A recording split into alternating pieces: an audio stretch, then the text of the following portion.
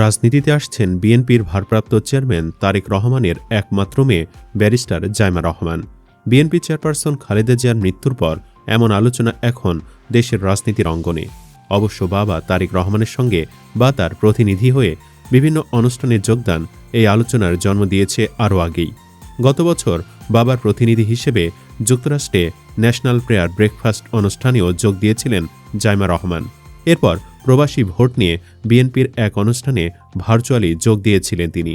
সর্বশেষ দাদি খালেদা জিয়ার মৃত্যুর পর শোক জানাতে আসা ভারতের পররাষ্ট্রমন্ত্রী জয়শঙ্করের সঙ্গে বৈঠকে বাবার সঙ্গে ছিলেন জাইমা রহমান। সব মিলে অনেকে ধরে নিয়েছেন তারেক রহমানের কন্যা জাইমা রহমান আনঅফিসিয়ালি হলেও রাজনীতিতে পদার্পণ করেছেন। কেউ কেউ তো আগ বাড়িয়ে খালেদা জিয়ার আসনে তাকে মনোনয়ন দেওয়ার কথাও বলেছেন। যাই হোক, আইন বিষয়ে পারদর্শী ব্যারিস্টার জাইমা রাজনীতিতে আসলে হতে পারবেন বিএনপি সরকারের আইনমন্ত্রী। তবে কি এবারই নির্বাচনে আসছেন জাইমা? এ বিষয়ে কি বলছে বিএনপি? চলুন বিস্তারিত জেনে নেওয়া যাক। সাবেক প্রধানমন্ত্রী ও বিএনপি চেয়ারপারসন খালেদা জিয়ার কবর জিয়ারত করেছেন জাইমা রহমান ও তার পরিবারের সদস্যরা। শুক্রবার সকাল 10:30টার দিকে রাজধানী জিয়া উদ্যানে যান তারা। এ সময় খালেদা জিয়ার ছোট ছেলে আরাফাত রহমান কোকুর স্ত্রী শর্মিলা রহমান, নাতনি জাইমা জাহিয়া রহমান সহ পরিবারের অন্যান্য সদস্য উপস্থিত ছিলেন। কেউ কেউ বলছেন দাদির কবর জিয়ারতের মধ্য দিয়ে রাজনীতিতে অফিসিয়ালি পদার্পণ করলেন তিনি। সব মিলে পারিবারিক ঐতিহ্য আর ধারাবাহিকতার জন্য জাইমা রহমানের রাজনীতিতে আসা এখন সময়ের ব্যাপার মাত্র। বিএনপির প্রতিষ্ঠাতা ও শহীদ রাষ্ট্রপতি জিয়া রহমানের আকস্মিক মৃত্যুর পর দলীয় নেতাকর্মীদের অনুরোধ বিএনপির রাজনীতিতে যুক্ত হন খালেদা জিয়া। হাল ধরেন দলের। শুরুর দিকে দলের সিনিয়র নেতাদের নিয়ে কাজ করলেও 1996 সালে নির্বাচনের পর ছেলে তারেক রহমানকেও পাশে পান খালেদা। এরপর 2001 সালে সংসদ নির্বাচনে গুরুত্বপূর্ণ ভূমিকা রাখেন তারেক রহমান। সে নির্বাচনে বিএনপির জয়লাভের পর ইউনিয়ন প্রতিনিধি নিয়ে সম্মেলন করে প্রান্তিক মানুষের নেতা হয়ে ওঠেন তারেক রহমান। এরপর 1/11 প্রেক্ষাপটে দেশ ছাড়তে হয় তারেক রহমানকে। সঙ্গে নিয়ে যান মেয়ে জাইমা ও স্ত্রী ডাক্তার জোবাইদা রহমানকে। এরপর দীর্ঘ 17 বছর লন্ডনে কেটেছে জাইমার দিন। সেখানেই আইন পেশার সর্বোচ্চ ডিগ্রি বার অ্যাট ল অর্জন করেন তিনি। পাশাপাশি রাজনৈতিক বিষয়ে বাবার কাছ থেকে নেন নানা পাঠ। তার কিছু বিষয় নিয়ে সামাজিক যোগাযোগ মাধ্যমে আলোচনাও হয়েছে বিভিন্ন সময়ে। এর মধ্যে দেশের রাজনৈতিক প্রেক্ষাপট বদল হলে তাদের দেশে ফেরার সম্ভাবনাও বাড়ে।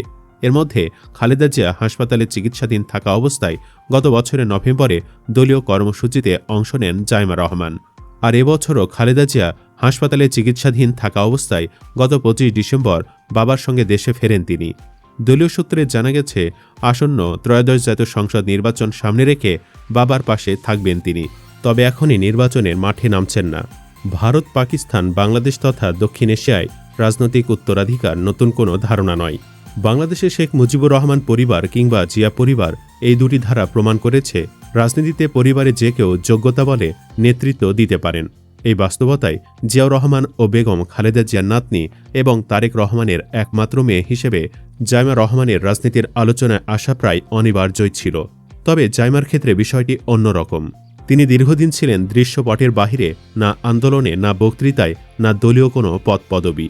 তার নামটি এতদিন ছিল সম্ভাবনার তালিকায়। তবে সাম্প্রতিক বিভিন্ন অনুষ্ঠানে যোগ দেওয়ার বিষয়টি বলে দেয় শিগগিরই হয়তো রাজনীতিতে তার পদার্পণ ঘটবে। গত বছরের 7 জানুয়ারি উন্নত চিকিৎসার জন্য লন্ডনে নেওয়া হয় বিএনপি চেয়ারপারসন খালেদা জিয়াকে। খালেদা জিয়ার চিকিৎসার কাজে ব্যস্ত সময় কাটাতে হয় তারেক রহমানকে। এমন পরিস্থিতিতে ওই বছর 5 ও 6 ফেব্রুয়ারি মার্কিন যুক্তরাষ্ট্রের ওয়াশিংটন ডিসিতে অনুষ্ঠিত 73তম ন্যাশনাল প্রেয়ার ব্রেকফাস্ট অনুষ্ঠানে যোগ দিতে পারেননি তিনি। সে সময় তার প্রতিনিধি হিসেবে যুক্তরাষ্ট্রে যান জাইমা রহমান। ওই সফরের সময় জাইমা রহমান দক্ষিণ ক্যারোলিনার প্রাক্তন গভর্নর ও বিশ্ব খাদ্য কর্মসূচির সাবেক নির্বাহী পরিচালক ডেভিড বিসলে, মার্কিন পররাষ্ট্র দফতরের প্রাক্তন সহকারী পররাষ্ট্রমন্ত্রী রবার্ট ডেস্ট্রো এবং যুক্তরাষ্ট্রের উইমেন্স ফেলোশিপ ফাউন্ডেশনের প্রধান রেবেকা ওয়াগনারের সঙ্গে সাক্ষাৎ করেন। বিশ্লেষকরা বলছেন তার রাজনীতিতে যুক্ত হওয়ার প্রথম ইঙ্গিত পাওয়া যায় ওই অনুষ্ঠানের মধ্য দিয়ে। তার এই অংশগ্রহণকে রাজনৈতিকভাবে তাৎপর্যপূর্ণ বলেও উল্লেখ করেছেন তারা বলছেন এটি কোনো দলীয় সম্মেলন বা রাষ্ট্রীয় সফর না হলেও বিশ্ব রাজনীতির প্রভাবশালী ব্যক্তিদের এমন একটি আন্তর্জাতিক ফোরামে প্রতিনিধিত্ব করা নিঃসন্দেহে রাজনৈতিক অভিজ্ঞতার গুরুত্বপূর্ণ ধাপ। তারা বলছেন খালেদা জিয়ার চিকিৎসাজনিত কারণে তারেক রহমানের অনুপস্থিতিতে মেয়েকে প্রতিনিধি হিসেবে পাঠানো শুধু পারিবারিক সিদ্ধান্ত নয়, বরং একটি সুপরিকল্পিত রাজনৈতিক বার্তাও বহন করে। এতে একদিকে যেমন আন্তর্জাতিক মহলে বিএনপির উপস্থিতি বজায় ছিল, অন্যদিকে যা পরিবারের তৃতীয় প্রজন্মকে ধীরে ধীরে পরিচিত করার কৌশলও স্পষ্ট হয়েছে। এছাড়া গত বছরের 23 নভেম্বর ইউরোপীয় প্রতিনিধিদের উপস্থিতিতে বিএনপির প্রথম আনুষ্ঠানিক বৈঠকেও অংশ নেন জাইমা। গত 23 নভেম্বর প্রবাসীদের ভোট কার্যক্রম নিয়ে বিএনপির মিডিয়া সেলের উদ্যোগে আয়োজিত এক ভার্চুয়াল সভায় লন্ডন থেকে প্রথমবারের মতো কোনো কার্যক্রমে যুক্ত হন জাইমা রহমান। জাইমা রহমানের জন্ম 26 অক্টোবর 1995। তিনি ঢাকা সেনানিবাসের শহীদ মইনুল হোসেন রোডের বাসভবনে বেড়ে ওঠেন।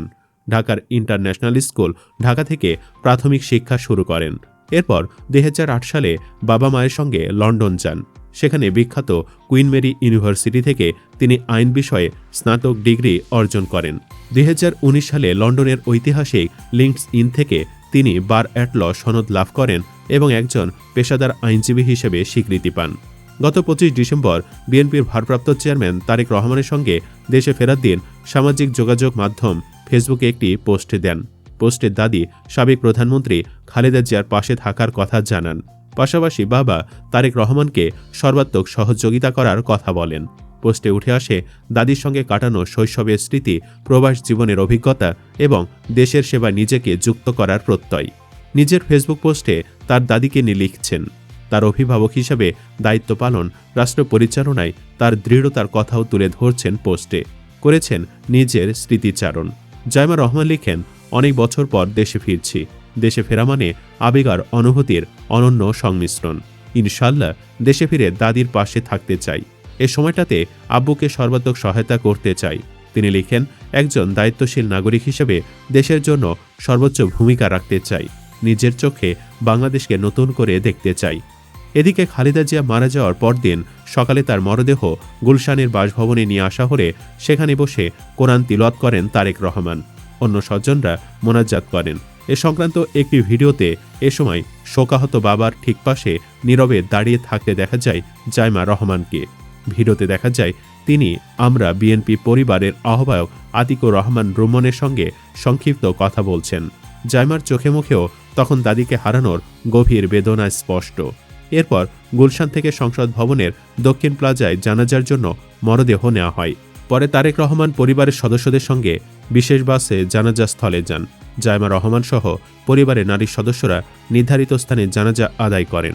জানাজা ও দাফনে যা পরিবারের পক্ষে উপস্থিত ছিলেন তারেক রহমানের স্ত্রী ডাক্তার জোবাইদা রহমান, মেয়ে জাইমা রহমান, মরহুম আরাফাত রহমান কোকুর স্ত্রী সৈয়দা শর্মিলা রহমান সিথি, মেয়ে জাহিয়া ও জাফিয়া রহমান সহ স্বজনরা।